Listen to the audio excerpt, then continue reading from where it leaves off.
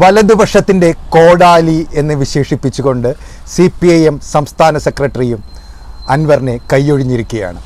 CPIയും കൈയൊഴിഞ്ഞിരിക്കുന്നു. അൻവർ പോരാളിയല്ല കോമാളിയാണെന്ന് മലപ്പുറം ജില്ലാ സെക്രട്ടറിയും പ്രഖ്യാപിച്ചു കഴിഞ്ഞിരിക്കുന്നു. എങ്ങോട്ടാണ് അൻവറുടെ പോക്ക്? ഈ വിഷയത്തെക്കുറിച്ച് എന്നോട് സംസാരിക്കുന്നത് കഴിഞ്ഞ 34 വർഷമായി ജനങ്ങളോട് നേരിട്ടിടപഴകുന്ന ജോൺസേട്ടനാണ്. ജോൺസേട്ടാ, സ്വാഗതം. കോമാളിയാണോ പോരാളിയാണോ, എങ്ങോട്ടാണ് അൻവറുടെ പോക്ക്? എന്തായിരിക്കും ഇനി അൻവറുടെ രാഷ്ട്രീയം? അൻവർ പ്രഥമ ദൃഷ്ട ഒരു കോമാളി എന്ന് തോന്നാം, എങ്കിലും അൻവർ കരുത്തനായ ഒരു പോരാളി തന്നെയാണ്. കാരണം ഇന്നത്തെ അൻവറിൻ്റെ ചുവട് ഒരു ചാവേർ പടയാളിയുടെ ചുവടാണ്.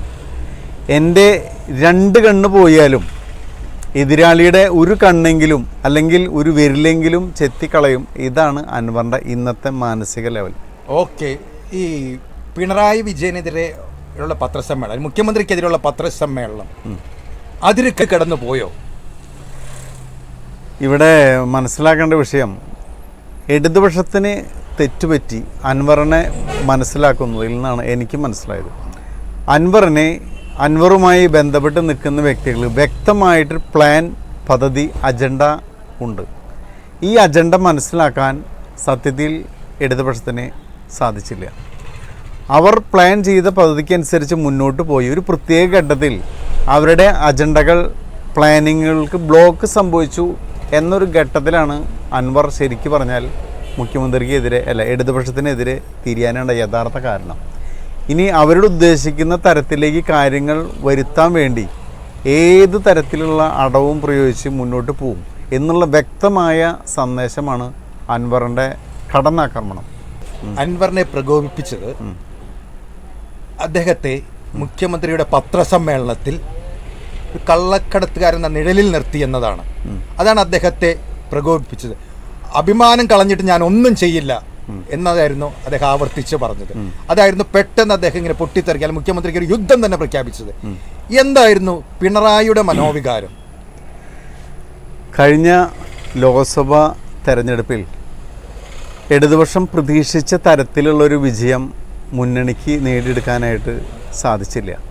മാത്രമല്ല, വടകരയിൽ ശക്തമായ മത്സരം നടത്തിയെങ്കിലും ജയിക്കാനായിട്ട് സാധിച്ചില്ല. അതിൽ നിന്ന് ഇടതുപക്ഷത്തിന് വ്യക്തമായ ഒരു കാര്യം മനസ്സിലായി കഴിഞ്ഞു. ഇനി അൻവറിനെ പോലെയുള്ള വ്യക്തികളെ ചുമന്ന് മുന്നോട്ട് പോയി കഴിഞ്ഞാൽ നിലവിലുള്ള അവസ്ഥയും കൂടുതൽ പരിതാപകരമാവുമെന്ന് മനസ്സിലായി. അതുകൊണ്ട് ശക്തമായി അൻവറിനെതിരെ ഒരു അറ്റാക്ക് നടത്തി അൻവറുമായി ബന്ധപ്പെട്ട് നിൽക്കുന്ന അൻവറിൻ്റെ പിന്നിലുള്ള ആളുകൾക്ക് എതിരെ ശക്തമായൊരു നിലപാടെടുത്ത് വരുമ്പോൾ ഒരു വിഭാഗം അൻവറിനെതിരെ നിൽക്കുന്ന ഒരു വിഭാഗം ആളുകളുണ്ടെന്ന് അവരുടെ പിന്തുണ സമാഹരിക്കുക എന്നുള്ളൊരു തന്ത്രം കൂടി ആ ചൊടിപ്പിക്കലിൻ്റെ പിന്നിലുണ്ടായിരുന്നു. ഇതാണ് യഥാർത്ഥ പിണറായി വിജയൻ്റെ ഒരു തന്ത്രം. ഈ ദിവസത്തിൻ്റെ വേറൊരു പ്രത്യേകതയുണ്ട്. നമ്മൾ ആദ്യമായിട്ട് പറഞ്ഞൊരു കാര്യം, CPIMത്തിൻ്റെ സംസ്ഥാന സെക്രട്ടറി MM ഗോവിന്ദൻ തള്ളിപ്പറഞ്ഞു. വലതുപക്ഷത്തിൻ്റെ കോടാലി എന്ന് പറഞ്ഞു തള്ളിക്കളഞ്ഞു. അതിന് കുറച്ചു നേരം മുമ്പ് വരെ CPI അൻവറിനെതിരെ തിരിഞ്ഞു. CPI സംസ്ഥാന സെക്രട്ടറി ബിനോയ് വിശ്വം തന്നെ അൻവറിനെ തള്ളിപ്പറഞ്ഞു. തീർച്ചയായിട്ടും. അതിനും കുറച്ചു നേരം മുമ്പ് UDFന്റെ കൺവീനർ ഹസനും ഇനി ഇദ്ദേഹത്തെ ചുമക്കേണ്ട കാര്യം ഇല്ല എന്ന് പറഞ്ഞു. അൻവർ ഇനി എന്തായിരിക്കും അൻവറിൻ്റെ? ഇപ്പോൾ പ്രേക്ഷകരും സോഷ്യൽ മീഡിയയിലും അല്ലെങ്കിൽ പലരിടത്തും ചോദിക്കുന്നൊരു ചോദ്യമുണ്ട്, അൻവർ പുതിയ പാർട്ടി ഉണ്ടാക്കുമോ? എന്തായിരിക്കും അൻവറിൻ്റെ അടുത്ത നീക്കങ്ങൾ? അൻവർ ഒരു ഇടതുപക്ഷത്തിനും UDFനും BJPക്കും എതിരായി പ്രത്യേക ഒരു ബ്ലോക്കായി തന്നെ അൻവറിൻ്റെ ഒരു സംഘടന രംഗത്ത് വരും. 100% അത് നമുക്ക് അങ്ങനെ തന്നെ ഉറപ്പിക്കാൻ പറ്റും. ഒരു 10-15 വർഷം മുന്നേ കേരളത്തിൽ ഇടതുപക്ഷത്തിന് ഒരു 35% വോട്ട് ചെയ്യുന്ന ആളുകളുടെ കണക്കിലാണ് പറയുന്നത്. UDFന് 30% വോട്ട്, BJPക്ക് ഒരു 10% വോട്ട്. ഈ തലത്തിലാണ് സാധാരണ ഒരു പാറ്റേൺ കേരളത്തിലുണ്ടായിരുന്നത് ആളുകളുടെ ഇടയിൽ. ഇപ്പോൾ അതിനെ മാറ്റം ചെയ്യുന്നു. അത് നേരെ തിരിച്ച് 10% LDFും 30% LDFും 30% UDFും 15% BJP എന്ന തലത്തിലേക്ക് വന്നിട്ടുണ്ട്. പിന്നെ ബാക്കി ഒരു 5% എന്ന് പറഞ്ഞു കഴിഞ്ഞാൽ ആ 5% നിഷ്പക്ഷരല്ല. അവർ യഥാർത്ഥത്തിൽ സാമുദായികമായ ചില ഘടകങ്ങളുമായി ബന്ധപ്പെട്ട് നിൽക്കുന്ന വ്യക്തികളാണ്. അപ്പോൾ കഴിഞ്ഞ ഒരു 10 വർഷമായിട്ട് ഈ 5% എന്ന് പറഞ്ഞ വ്യക്തികൾ ശരിക്കും ഇടതുപക്ഷത്തിനെ, കാരണം മുഖ്യമന്ത്രി പിണറായി വിജയൻ്റെ ശക്തമായ തന്ത്രമന്ത്രങ്ങൾ കൊണ്ട് ഈ 5%ത്തിൻ്റെ പിന്തുണ ഇടതുപക്ഷത്തിന് അനുകൂലമായിരുന്നു. ആ വോട്ട് ഇടതുപക്ഷത്തിന് കിട്ടിയിരുന്നുകൊണ്ടാണ് ഇടതുപക്ഷം 2 പ്രാവശ്യം അധികാരത്തിലെത്തിയത്. ഈ അൻവർ എഫക്റ്റ് എന്താണ് ഉണ്ടാക്കാൻ പോകുന്നത് ചോദ്യം. ഇവിടെ അൻവറിൻ്റെ ഇപ്പോഴത്തെ നീക്കം സംഭവിക്കുമ്പോൾ ഇടതുപക്ഷത്തിന് നമ്മൾ 30 UDF 30 LDF 30 ഇവിടെ 15 എന്ന് പറഞ്ഞിരുന്നല്ലോ. ഈ LDFൻ്റെ 30-ൽ നിന്നും ഒരു 5% വോട്ട് വിഹിതം കുറവ് അനുഭവപ്പെടാനുള്ള സാധ്യത വളരെ വലിയൊരു മാറ്റം അൻവറിന് ഉണ്ടാക്കാൻ തീർച്ചയായിട്ടും സാധിക്കും.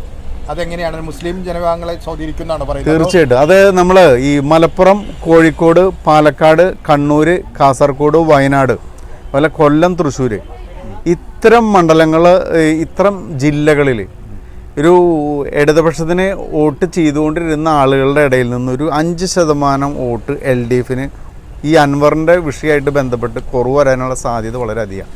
കാരണം എന്താണെന്ന് വെച്ച് കഴിഞ്ഞാൽ അൻവർ ഉയർത്തുന്ന വിഷയങ്ങൾ, ആ വിഷയങ്ങൾക്ക് മറുപടിയായി ഇടതുപക്ഷം അൻവറിനെതിരെ എടുക്കുന്ന മറുപടികൾ, ഇത് രണ്ടും ചെന്ന് ശരിക്കും BJPക്ക് അനുകൂലമാവുന്ന തരത്തിലേക്ക് രാഷ്ട്രീയം കേരളത്തിൽ ഉരുത്തിരിഞ്ഞു വരാനുള്ള സാധ്യത. താങ്കൾ പറയുന്ന ഒരു കാര്യത്തിൽ ഒരു പൊരുത്തക്കേടുണ്ട്. CPM സംരക്ഷിക്കാൻ പോകുന്നില്ല, CPI തള്ളി പറഞ്ഞോടെ ഇടതുപക്ഷം സംരക്ഷിക്കാൻ പോകുന്നില്ല. തീർച്ചയായിട്ടും UDF എടുക്കുമോ എന്നുള്ളത് വളരെ സംശയം. കാരണം അവരുടെ നേതാവിനെ, ദേശീയ നേതാവിന്റെ DNA വരെ ചോദ്യം ചെയ്തൊരു വ്യക്തി. തീർച്ചയായിട്ടും അദ്ദേഹം പ്രതിദാനം ചെയ്യുന്ന ഒരു രാഷ്ട്രീയം എല്ലാ കാലത്തും BJP വിരുദ്ധമായിരുന്നു. പ്രത്യേകിച്ച് ഒരു മുന്നണിയിലും പെടാതെ ജയിക്കാൻ അദ്ദേഹത്തിന് സാധിക്കുമോ?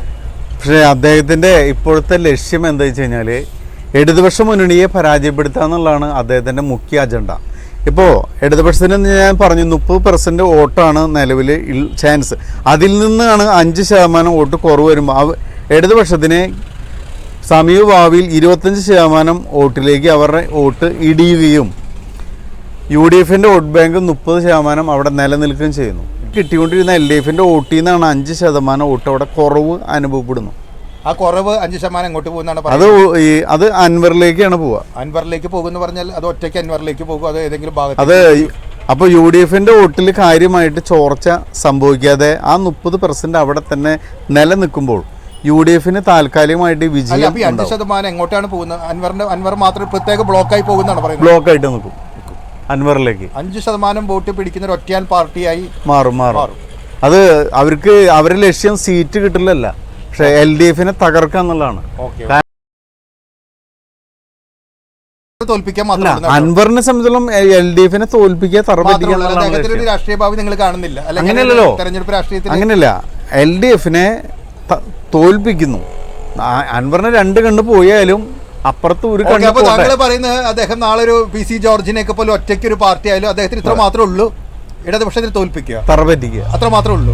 വേറൊരു പെട്ടെന്നൊരു അജണ്ടയൊന്നും, ദീർഘനിഷ്ഠത്തിലുള്ള അജണ്ടയൊന്നും അൻവറിന്റെ കയ്യിൽ ഇപ്പോഴില്ല. അപ്പോ ഇടതുപക്ഷത്തിന് തറ പറ്റിക്കുകയാണെങ്കിൽ സ്വാഭാവികമായിട്ട് എന്തുണ്ടാവും? UDF ആണല്ലോ ഇവിടെ വരാൻ പോകുന്നത്. അപ്പോ ആ സമയത്ത് ഇദ്ദേഹത്തിന് എന്ത് ചെയ്യാൻ പറ്റും? LDF മുഖ്യ ശത്രുവായിട്ട് നിൽക്കുകയാണല്ലോ. UDF എന്ന് പറഞ്ഞു കഴിഞ്ഞാൽ LDF പരാജയപ്പെട്ട് കഴിഞ്ഞാൽ ഒരിക്കലും ഇയാൾക്ക് മുഖ്യ ശത്രു ആയി നിൽക്കില്ല എന്ന്. എന്തെങ്കിലും കാര്യസാധ്യതകൾ അവിടെ നടക്കും. പക്ഷെ LDF ആണെങ്കിൽ ഒരു സാധ്യതയും നടക്കില്ല. അപ്പൊ ഏത് വിധേനയും LDFനെ തറപറ്റിക്കുക എന്നുള്ള ഒരു തന്ത്രം എന്തായിരിക്കും അൻവറിന്റെ തന്ത്രം? ജോൺ ചേട്ടാ, നമ്മൾ ഇത്രയും നേരം അല്ലെങ്കിൽ ഇത്രയും കാലമൊക്കെ ചർച്ച ചെയ്യുന്ന ഒരു കാര്യമുണ്ട്, രാഷ്ട്രീയം എന്താണ്, അടുത്ത കാലത്ത് രാഷ്ട്രീയം, വരാൻ പോകുന്ന ഒരു രാഷ്ട്രീയം. ഞാൻ വേറെ ഒരു കൃത്യമായ ഒരു യുദ്ധത്തിലേക്കാണ് പോകുന്നത്. എന്തെങ്കിലും കാഷ്വാലിറ്റി